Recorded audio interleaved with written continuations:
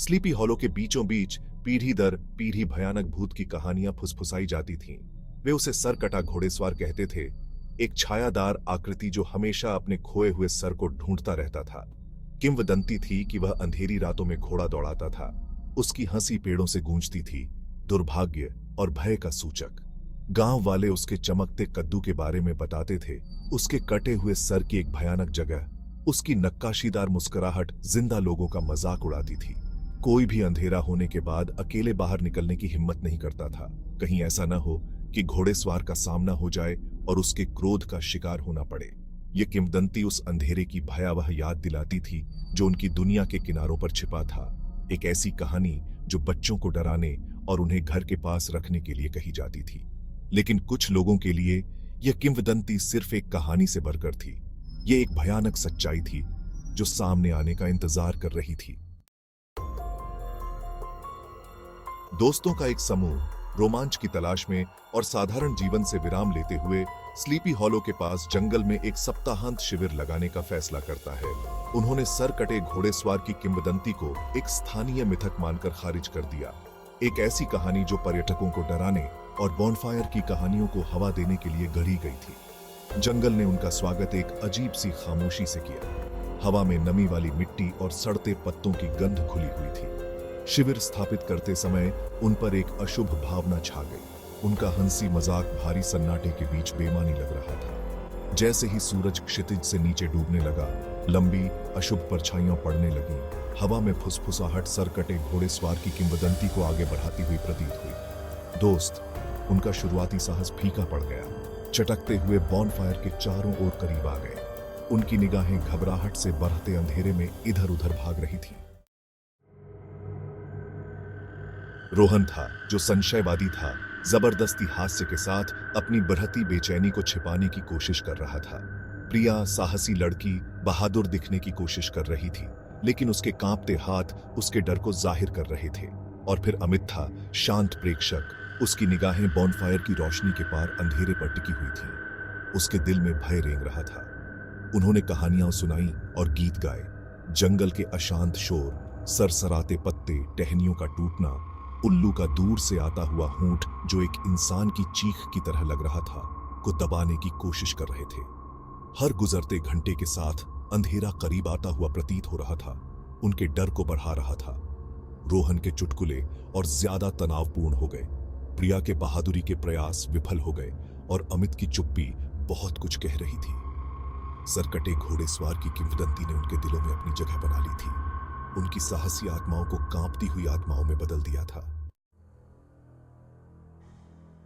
जैसे जैसे आग बुझती हुई चिंगारियों में बदल गई, वैसे वैसे उनका साहस भी कम होता गया।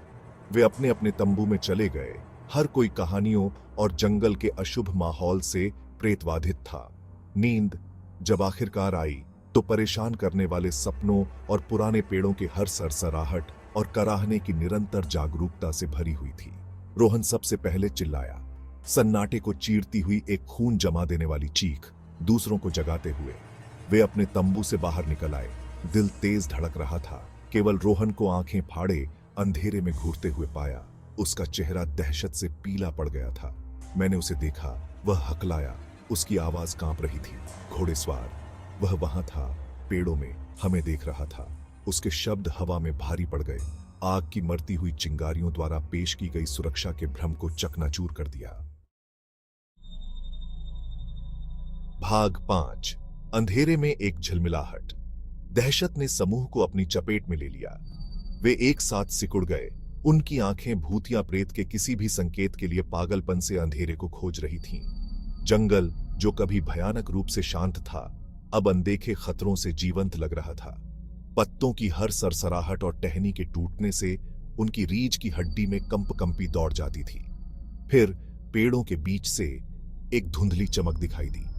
यह हवा में मोमबत्ती की तरह टिमटिमा रही थी।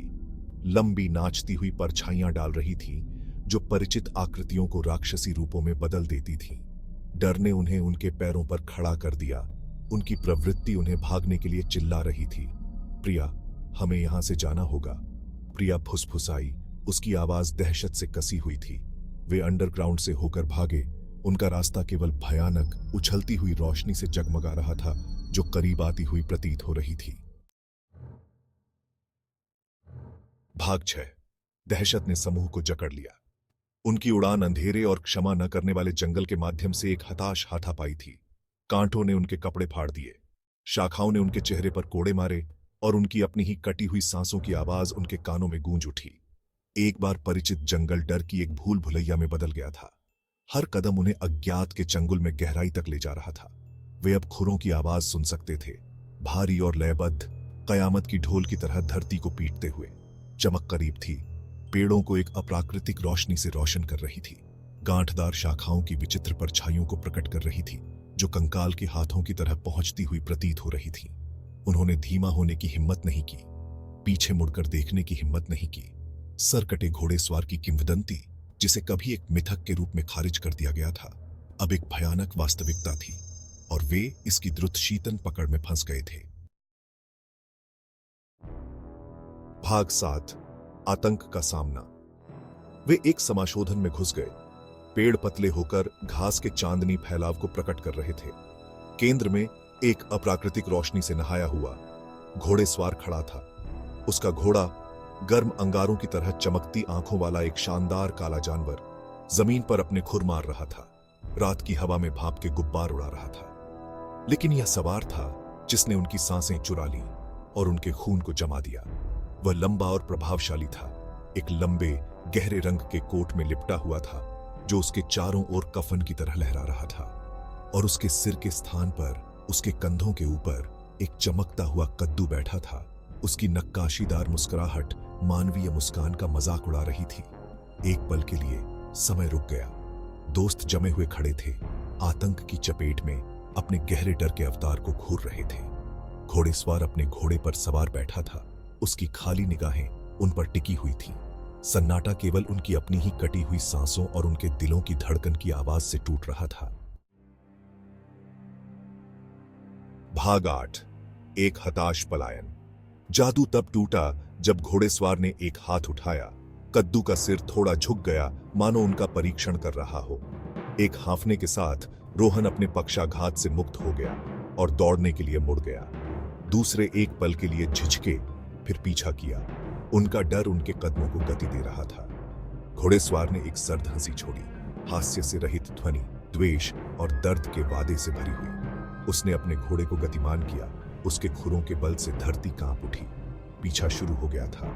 वे घोड़ेसवार को करीब आते हुए सुन सकते थे। उसकी हंसी उनके पीछे गूंज रही थी, उन्हें आगे बढ़ा रही थी। पेड़ों के बीच से वे दौड़े, उनके फेफड़े जल रहे थे, उनके पैर राहत के लिए चिल्ला रहे थे। उनके पीछा करने वाले की आवाजें उस आतंक की निरंतर याद दिलाती थीं जो उनका पीछा कर रही थी। भाग 9।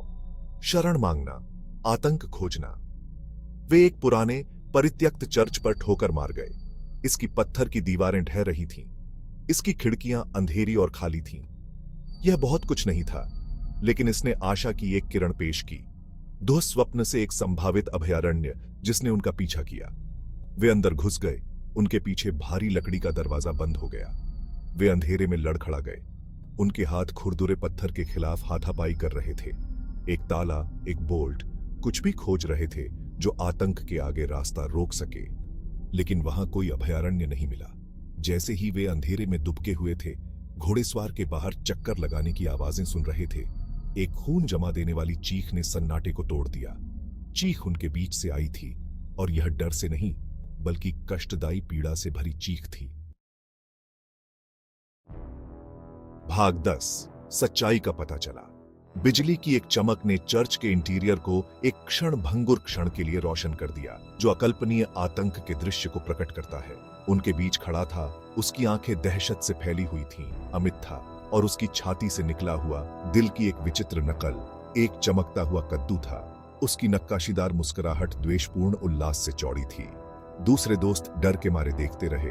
उनके दिमाग उनके सामने घटित हो रहे दृश्य को समझने के लिए संघर्ष कर रहे थे।